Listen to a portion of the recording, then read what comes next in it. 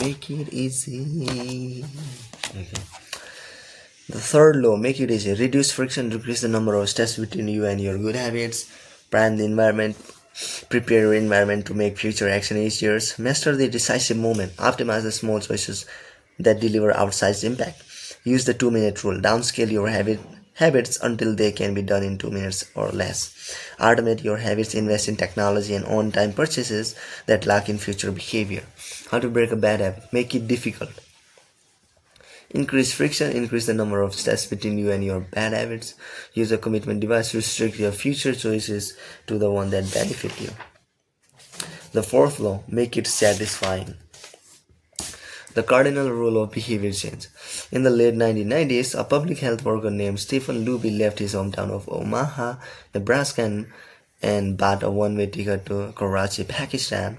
Karachi was one of the most populous cities in the world. By 1998, over 9 million people called it home. It was the economic center of Pakistan and a transportation hub with some of the most active transports and seaports in the region.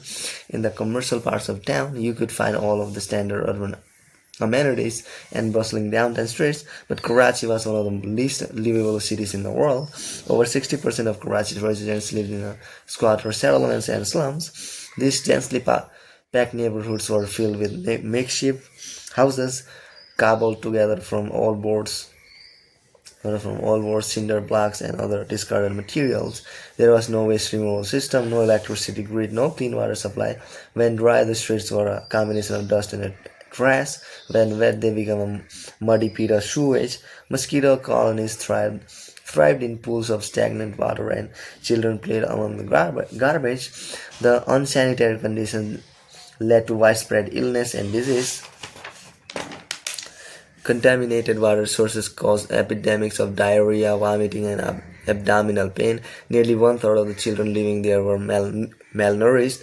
With so many people crammed into such a small space, viruses and bacterial infections spread rapidly. It was this public health crisis that had brought Stephen Luby to Pakistan. Luby and his team realized that in an environment with poor sanitation, the simple habit of washing your hands could make a real difference in the health of the residents. But they soon discovered that many people were already aware that hand washing was important. And yet, despite this knowledge, many residents were washing their hands in a haphazard fashion. Some people would just run their hands under the water quickly. Others would only wash one hand. Many would simply forget to wash their hands before preparing food. Everyone said hand washing was important, but few people made a habit out of it. The problem wasn't knowledge, the problem was consistency.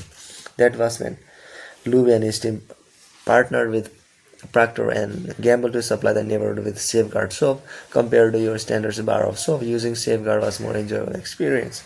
In Pakistan, Safeguard was a premium soap, Luby told me. The study participants calmly mentioned how much they liked it. The soap foamed easily and people were able to lather their hands with suds. It smelled great. Instantly, hand washing became slightly more pleasurable. I see the goal of hand washing promotion not as behavior change but as a habit adoption, Luby said. It's a lot easier for people to adopt a product that provides a strong positive sensory signal, for example, the mint taste of toothpaste, and then it's to adopt a habit that does not provide pleasurable sensory feedback, like flossing one's teeth.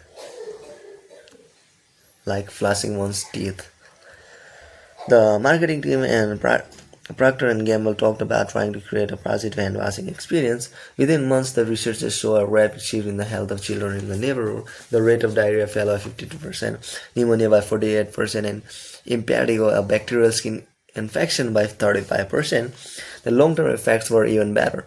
We went back to some of the households in Karachi 6 years after. Luby told me over 95% of households who had been given the soap for free and encouraged to wash their hands and had a hand washing station with soap and water available when our study team visited.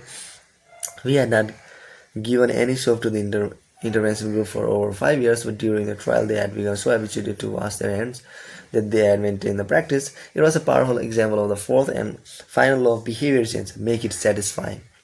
We are more likely to repeat a behavior when the experience is satisfying. This is entirely logical. Feelings of pleasure, even minor ones like washing your hands with soap which smells nice and with soap that smells nice and lathers well, and signals that tells the brain this feels good, do this again next time. Pleasure teaches your brain that a behavior is worth remembering and repeating. Take the story of a chewing gum. Chewing gum had been sold commercially throughout the 1800s, but it wasn't until Wrigley launched in 1891 that it became a worldwide habit. Every versions were made from relatively bland resins, chewy but not tasty. Wrigley revolutionized the industry by adding flavors like spearmint and juicy fruit, which made the product flavorful and fun to use. Then they went a step further and began pushing chewing gum as pathway to clean mouth. Pathway to a clean mouth. Advertisements told readers to refresh your taste. Tasty flavors and the feeling of a fresh mouth provided little bits of immediate reinforcement and made the product satisfying to use. Consumption skyrocketed and Wrigley became the largest chewing gum company in the world. Toothpaste had a similar trajectory. Manufacturers enjoyed great success when they added flavors like spearmint, peppermint, and cinnamon to their products. These flavors don't improve the effectiveness of toothpaste, they simply create a clean mouth feel and make the experience of brushing your teeth more pleasurable. My wife actually stopped using Sensodyne because she didn't like the aftertaste. She switched to a brand with a stronger mint flavor which proved to be more satisfying. Conversely, even experience is not satisfying, we have little reason to repeat it. In my research, I came across the story of a woman who had a narcissistic relative who drove her nuts. In an attempt to spend less time with this egomaniac, she acted as dull and as boring as possible whenever she was around. Within a few encounters, he started avoiding her because he found her so uninteresting. Stories like this are evidence of the cardinal rule of behavior change. What is rewarded is repeated. What is punished is avoided. You learn what to do in the future based on what you were rewarded for doing or punished for doing in the past. Positive emotions cultivate habits, negative emotions destroy them. The first three laws of behavior change: make it obvious, make it attractive, and make it easy. Increase the odds that a behavior will be performed this time. The fourth law of behavior change: make it satisfying, increase the odds that a behavior will be repeated next time. It completes the habit loop. But there's a trick. We are not looking for just any type of satisfaction, we are looking for immediate satisfaction. The mismatch between immediate and delayed rewards. Imagine you're an animal roaming the plains of Africa, a giraffe or an elephant or a lion, or any given day. Most of your decisions have an immediate impact. You are always thinking about what to eat or where to sleep or how to avoid a predator. You are constantly focused on the present or the very near future. You live in what scientists call an immediate return environment because your actions instantly deliver clear and immediate outcomes. Now switch back to your human self. In modern society, many of the choices you make today will not benefit you immediately. If you do a good job at work, you'll get a paycheck in a few weeks. If you exercise today, perhaps you won't be overweight next year. If you save money now, maybe you'll have enough for retirement decades from now.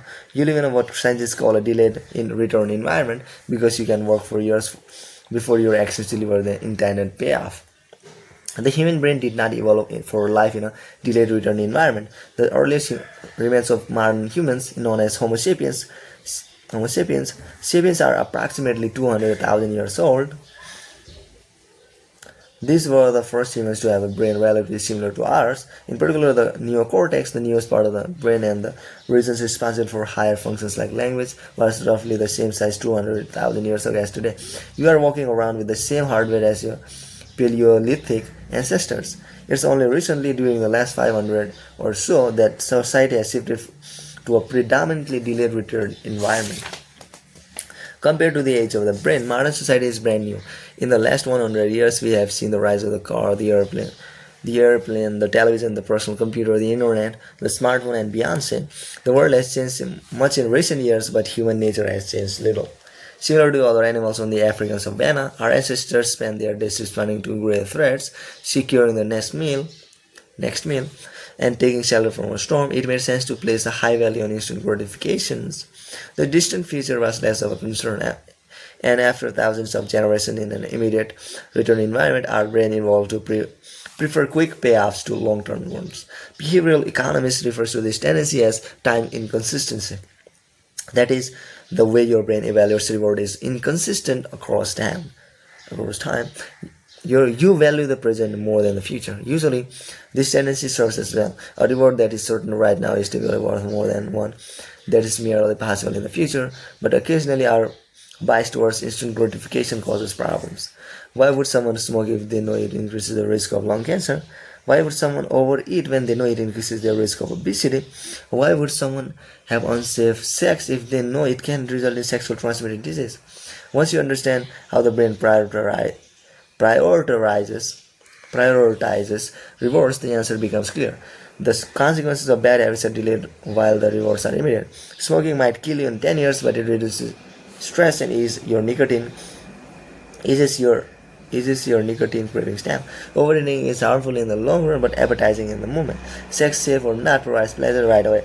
Disease and infection won't show up for days or weeks, even years. Every habit produces multiple outcomes across time. Unfortunately, these outcomes are often misaligned with our bad habits.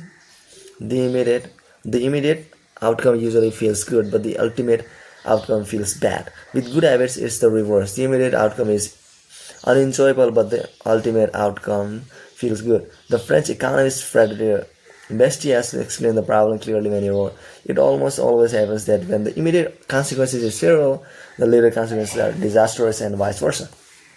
Often the sweeter the first fruit of a habit, the more bitter are its later fruits. Put another way, the cost of your good habits are in the present, the cost of your bad habits in the future.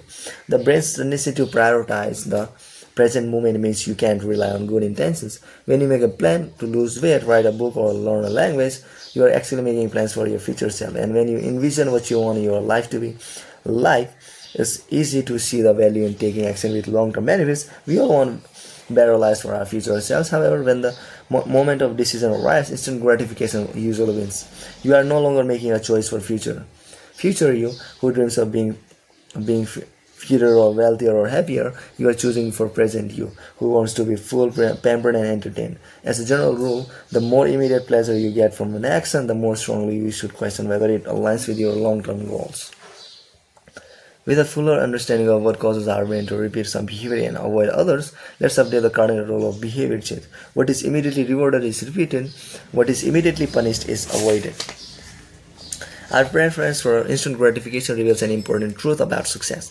Because of how we are wired, most people will spend all day chasing quick hits of satisfaction. The road less traveled is the road of delayed gratification. If you're willing to wait for the rewards, you'll face less competition and often get a bigger payoff. As the saying goes, the last mile is always the least crowded. This is precisely what research has shown. People who are better at delaying gratification have higher SAT scores, lower levels of substance abuse, lower likelihood of obesity, better responses to stress, and superior social skills. We've all seen this play out in our own lives. If you delay watching television and get your homework done, you'll generally learn more and get better grades. If you don't buy dessert and chips at the store, you'll often eat healthier food when you get home. At some point, success in nearly every field requires you to ignore an immediate reward in favor of a delayed reward.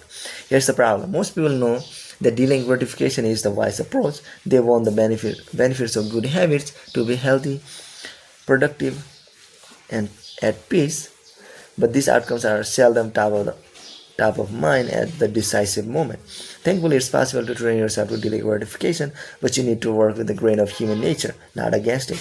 The best way to do this is to add a little bit of immediate pleasure to the habits that pay off in the long run, and a little bit of immediate pain to ones that don't. So that's it, guys. Bye.